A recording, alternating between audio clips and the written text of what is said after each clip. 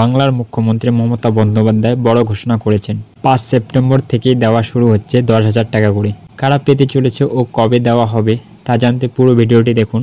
এছাড়া নিয়মিত আপডেট পেতে চ্যানেলটিকে সাবস্ক্রাইব করে রাখুন। ৫ সেপ্টেম্বর শিক্ষক দিবস উপলক্ষে প্রতিবারের মতো এবারও শিক্ষক দিবসে রাজ্যের মাধ্যমিক ও উচ্চ মাধ্যমিক স্তরের পাণ্ডুদের ট্যাব বা মোবাইল কেনার জন্য টাকা দেবেন মুখ্যমন্ত্রী মমতা বন্দ্যোপাধ্যায়। জানা গিয়েছে প্রায় ১৬ লাখ ছাত্রছাত্রী শিক্ষক দিবসে অ্যাকাউন্টের মাধ্যমে ট্যাব বা মোবাইল কেনার জন্য ১০,০০০ টাকা করে দেবে রাজ্য সরকার। বর্তমান সময়ে দাঁড়িয়ে পাণ্ডুদের ডিজিটাল শিক্ষায় শিক্ষিত করতে এই উদ্যোগ নিয়েছেন রাজ্যের মুখ্যমন্ত্রী মমতা বন্দ্যোপাধ্যায়। মূলত একাদশ এবং দ্বাদশ শ্রেণীর ছাত্রছাত্রীদের এই টাকা দেওয়া হয়ে থাকে রাজ্য সরকারের তরফে।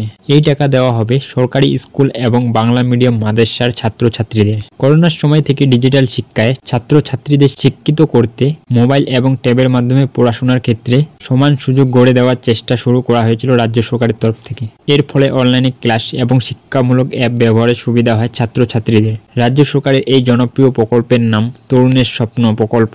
এই প্রকল্পে প্রতি বছর একাদশ ও দ্বাদশ শ্রেণীর ছাত্রছাত্রীদের ১০,০০০ টাকা করে দেওয়া হয় মোবাইল বা ট্যাব কেনার জন্য।